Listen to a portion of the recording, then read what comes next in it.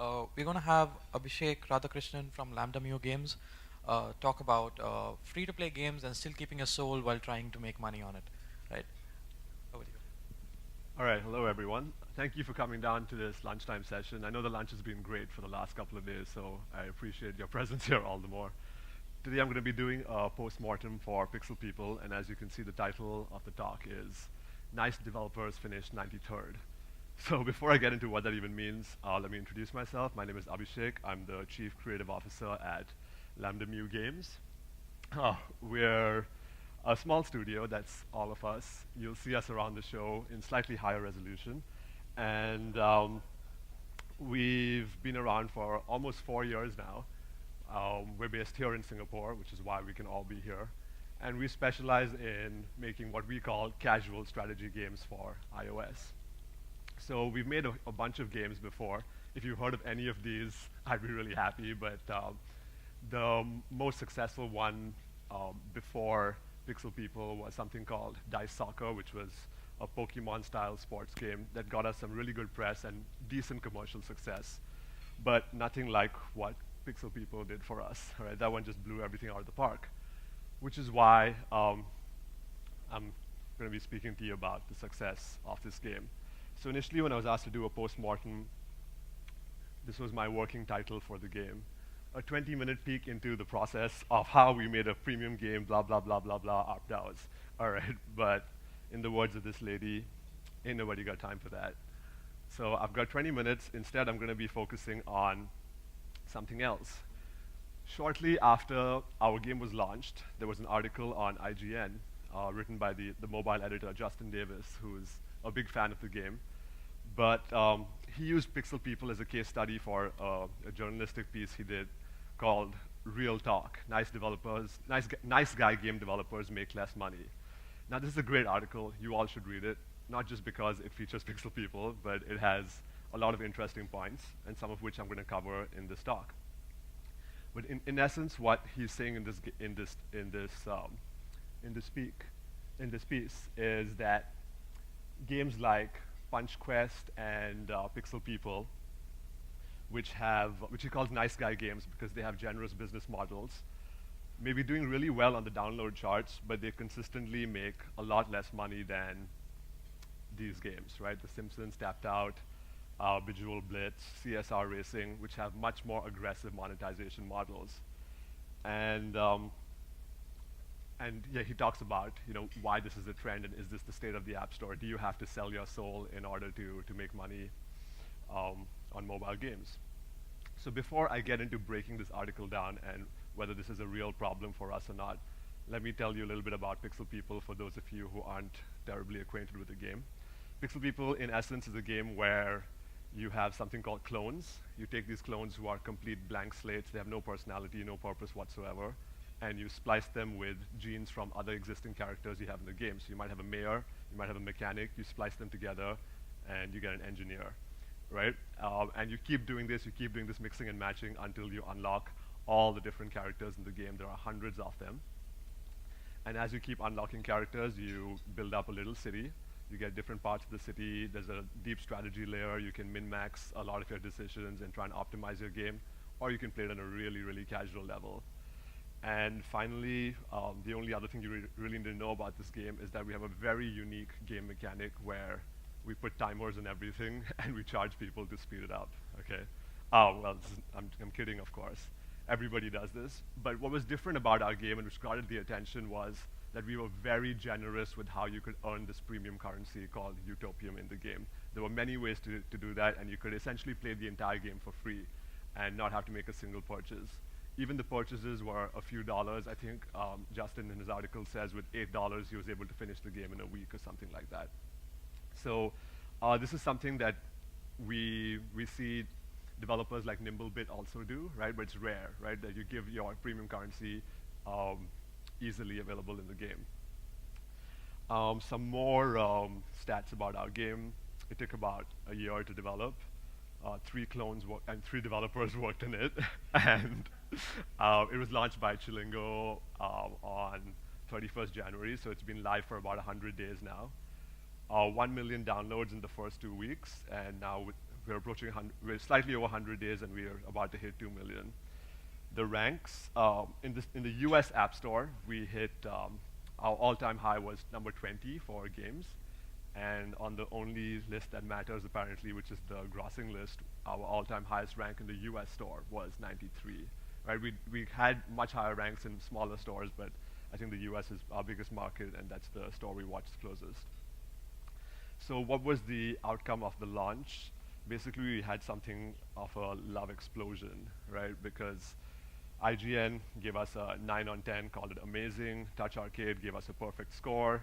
Slide to Play gave us a perfect score. Every other possible place we would have liked to be featured got us featured. Surely Chilingo's branding had a lot to do with getting us this kind of press coverage, but positiveness of the press coverage definitely had to do with the generosity of our pricing model. Now you might be wondering, did we design it to be so? Did we purposely price things the way we did just to get good press? Now that's a different question. But in the meantime, people were saying really nice things about us, right? This is, Touch Arcade said, this is where freemium games are headed, it's the future, it's gonna be bright. Even at its chuggiest, Pixel People never feels aggressive. Its monetization hooks are great and light, and it's a must download, right? So lots of great things being said about how we decided to price our stuff. And one of my favorites, I don't know if you can read it, it says, "Oh God, Pixel People is my new crack," okay? So, but then after a while, you have your big launch, and a couple of weeks later, when the article comes out, tough questions start to come out, right? Does Twitter and Facebook praise pay the bills for us? Did we give too much away? Did we leave too much on the table? Were we not aggressive enough with our monetization? Is niceness sustainable, right? Does good press come at a cost? Do we have to sacrifice a lot of ranks in the grossing list just to get good press? And this was the hardest pill to swallow, that at that point, there were, even at number 20 or number 93, there were 7 different slot machine apps ranked higher than us. And as an indie game developer, you take pride in your work and making this beautiful game, and you see the slot machine apps making much more money than you, and you're stuck at 93. It seemed like we were confronted with this question. We had to make a decision. Do we settle for good cosmic vibes, or do we go back with a good feeling in our pockets, right? And to this question, we asked ourselves and everybody else one question that we try and keep as our mantra, which is, why not both, right? Why must you have only one of the two? And this ties in with our LambdaMu design philosophy, right? We have a very simple game design philosophy, or product design philosophy. Step 1, make good games. This is pretty obvious. Everybody knows this, whether you're making a premium, freemium game, whatever game you're trying to make, this should be your starting point, right? Make a really, really good game. But a lot of times, indie developers, and even me, right, at one point used to make this mistake and think that this was enough, right? You make a good game, money, right? But that's not how it works. There needs to be that step 2 in there, which is our LambdaMu Games plan, right? We don't want to starve. We want to make good games, but we want to make a living making good games. We want to make this a sustainable profession, right? So from the get-go, you need to be thinking about how you're going to be making that money. And it's this dichotomy that allows us to come up with the kind of games and business models we have. I'm going to break this down very quickly. What does making good games entail? Something that we're proud of. That's the easiest question. Every time we're close to launch, or we're about to be at the end of a development cycle, we're like, is this something we're proud of? Is this something I want to show the world with my name on it? This doesn't say Polish, Polish, Polish. It says polish, all right? So you want to make something that really, really shines. You want to stick to your vision. It doesn't mean be inflexible, but know what you're making. For Pixel People, it was very clear what we wanted. We were inspired by Tiny Tower, but we really didn't like the end game pricing model at Tiny Tower, where it cost hundreds of bucks to speed up anything. We wanted our purchases to be relevant at every point of the game. That was one of our core design philosophies as well for Pixel People. And this is something that cuts across everything we do. User experience paramount. Any decision, any question we're faced with, the first thing we do is figure out how is the user going to be affected by this? What is their experience going to be like? Because we're not just making games, we're making experiences. And of course, when we think about user experience, we're also thinking about our business model. We're thinking about making money through games, but not grabbing at it at every opportunity we can get. We're playing for the long game. we're happy with incremental growth. You saw all those games I showed you at the beginning of the presentation. Each one did slightly better than the rest, and slightly better than the previous, slightly better than the previous, and Dice Soccer did so much better, Pixel People did even better, and we're only trending upwards. We're trying to build a brand, right? We're trying to build positive association with our titles. And even though we might be giving things away and getting positive association, we know what our plan is and how we're planning to make money. And I think, and talking to a lot of indie developers on the floor these last couple of days, I noticed that a lot of them haven't even thought of how they're going to be making money with their games, and that's unfortunate. We knew right from the start how we were going to be making money with Pixel People, and that was using the F word, right, which is freemium. All right, it has as bad a connotation in some circles as the other F word, right? But I think that's something that's a ghost that needs to be exercised. That's something we need to be comfortable with as indie developers, because the great thing about freemium is it's inclusive. Everybody can play. You can make money with it indefinitely, right? It's infinite potential, but it doesn't mean you're going to be asking for it every stage. There's ways to do it responsibly. There's ways to not trick people into pressing the big buy button with a really small cancel button. There's a way to not trick kids into accidentally purchasing without having a confirmation stage to go through, right? You can make it non-predatory. It doesn't have to be the arch nemesis of premium games. They both work in very similar ways. These are the same principles that should apply to any business model. So long as you're creating value, people will pay, right? And people will be happy paying, right? It is not moral suicide, as you can see in our case. So we took freemium and we ran with it. We're proud of it. We're trying to embrace the challenge of not frustrating people into paying, but making them happy when they buy our stuff, right? Not tricking them. For us, purchasing, even the act of making that IAP is part of the user experience. We want that to be a pleasant experience as well. They shouldn't feel like they're removed from the game, go to the shop, buy something, and come back now that we cheated your money, right? We want them to be happy, right? This is the feeling that we want, right, from our customers. And honestly, this is the kind of feeling that we have succeeded in getting. It sounds great, but does it work? I'm going to show you a very quick case study, right? A set of emails that was between me and a friend who's a very senior producer at a very big game company, not Chilingo, but someone who had looking at our game for a while. So this is 26th January. It's before our game is launched. It's still in the App Store. We're selling our promo codes. So he says he likes the game, blah blah blah, but it's all really fun. But can you get me to monetize? It seems really generous. That's the big question mark, right? 5 days later, it's launch day. Conclusion: I'm thoroughly addicted. I now open this every time I open Clash of Clans. Great sign, right? Still no talk of money. 4 days later, I got one line from him: "You got me to monetize. Second game ever. Congrats." Right? And the only other game that got him to monetize before was Clash of Clans. Right? So this is exactly the kind of experience we want our users to go through, right? Where they play the game, they don't feel like they're forced into paying, and they only pay when they really feel that it's worth their money, and that's the kind of experience we want to create for them.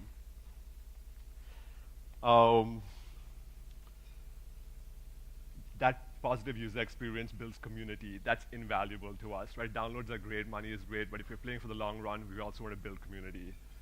It's been 100 days. Touch Arcade is still talking about our game nonstop. If you fire up your app, you'll see us as still one of the most talked about games, even on, even today. Right? This is yesterday's screenshot I took, and we're still on the top list. Gives us great visibility. We did zero marketing, zero user acquisition, and besides just partnering with Chilingo, we didn't even have any social integration, no viral features. But even then, right, we got so much visibility, so much social adoption.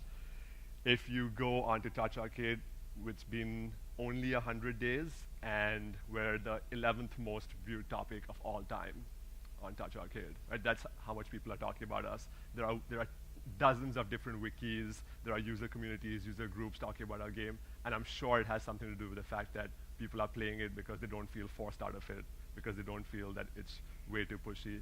Even on Instagram, right? We have no social features built into our game, or very minimal, but people are taking pictures, people are comparing the references, they're even stitching their cities together, they're even Instagramming our notifications, which are supposed to be annoying, but we've crafted them to be a positive experience for them. We've tried to make everything funny and user-friendly, and people are adopting it. So that's what it boils down to, all right? User experience is the single most important thing to our business and to our design process. And that's what we build into our pricing models, that's what we build into our game mechanics, that's even what we build into our post-game experience. We're constantly testing, constantly monitoring feedback, constantly updating, and even providing customer service on a day-to-day basis, and people come back telling us that this is something that they've never experienced before, right? So it does not stop at launch day, it keeps going on. And that's how we know we're giving our users an experience worth every penny of theirs. So, if we could go back in time, what were things we could do differently, right? We could have been, surely we could have been more ballsy with our pricing, and now that we've got a little more content, we've got more mechanics, we made a more meaty game, we're actually confident of moving the prices up a little bit on our purchases. I could have designed the game to have more depth, more mechanics, so that I could monetize them better. That's something I could have done. Definitely the gameplay and the theme and the design could be a lot more accessible. It's still quite niche, but surprisingly, I mean, 1 million people have downloaded it, which is great. Initially, this is an interesting statistic. We started out with a 70-30 split for guys and males versus females, but 3 months down the line, it's reversed. It's now 70% female, our user base, which is really interesting. It's something we're trying to do more with. And we could have been more creative with the payment options. We only had premium currency that we were selling in the beginning, and now we are experimenting with other stuff too. So in conclusion, this is something we're glad we didn't do, right? And something that a lot of indie developers make the mistake of with their first game, right? Which is swinging for the fences, trying to be number one right from the get-go. We do want to be number one, but our game has to be ready for it, right? A lot of games have been ruined in the past by trying to force a business model in or trying to do a cash grab, and it doesn't really work out in the long run. One of the best examples is the recent Final Fantasy game. Sure, it made really good money, All the Bravest, but it's nowhere on the charts anymore now, right? So it's very tempting to be a Clash of Clans or a Candy Crush and pull in $1 million every day, but you need to build your game to support that kind of thing first. So are we happy with 80? Actually, our highest rank was 87, not 93. So are we happy with that? Yeah, right? As our sixth or seventh game with the kind of team that we're, the team size, 87 also makes a decent amount of money. And learning what we've learned, gaining what we've gained, I think our next game is only going to be bigger and better and more successful. Bottom line, make a game that people will love, that people will build a relationship with, that people will own. That's been the most valuable thing for us. That's what keeps people coming back, that community that we've got, that loyalty that we've got, that brand association that we're trying to build. And go ahead and monetize it, right? Don't be too idealistic that, it'll come back somehow, right? You need to figure out your plan from the beginning or keep reworking on that plan about how you're going to make that money. And yeah, but don't treat your users like fools, right? That's the thing that's worked out best for us, respecting the user. I'm almost out of time. I have 2 minutes left. So at this point, I will take questions. I've had lots of tough questions to answer, but I'll be happy to take some questions at this point. And if you want, you can tweet them or email them to me. Anybody? We have time for one question, so anyone? There was this one part on the slide where you said no swinging for the fences, right? When you start building a game like this, and you said you got to, it's kind of confusing at that part because you're like, don't treat your customer like a fool, but you're going to put monetization at that point, at some point in the game. Yeah. But so how do you go structuring that discussion between the business guy and the creative guy where you're like, I think this is a great game design. He's like, but where do you think we're going to monetize it? And how do you decide what is enough where you're not forcing the user? Right. So I think it's good that you brought that up because we always have this tension in the office, and I think that's a great tension that lets us produce the kind of games that we have or the experiences that we have, right? That we create. And so there's a few ways to do it, right? We like to start with design, right? And I know a lot of people like to start with analytics, but we have analytics that we look at that help us fine-tune those models. But what we always start with is just a great game experience, right? We know what kind of game we want to make, and we have a business model in mind. So we knew this was going to be freemium from the start. But when the freemium comes in, or when the of how we're going to price it, a lot of it is intuitive, right? So we're trying to figure out what our user experience is going to be. Then it's verified with a lot of play testing. And once it goes live, we have our analytics to tell us about how we can make it better or worse. Right? So I don't think these are incompatible perspectives to have. Right? And when I say don't swing for the fences, doesn't mean that we don't want to be number one. We do want to be number one, but we want to do it the right way. Right? We want to get there in a way that makes sense. Right?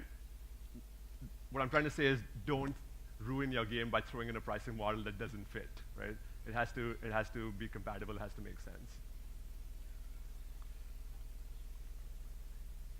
I think we can do one more question. In the meantime, let me just share my favorite tweet from some of the users. They handed me my iPhone. They said, cocaine or pixel people, you can only pick one. I deleted my dealer's number. All right. So if you have more questions, you can always drop by our booth. We're going to be there for the rest of the day as well. And you can come pick up a card and email me or contact me. I'll be happy to share more information. Any more questions? One last question, if anybody's got one.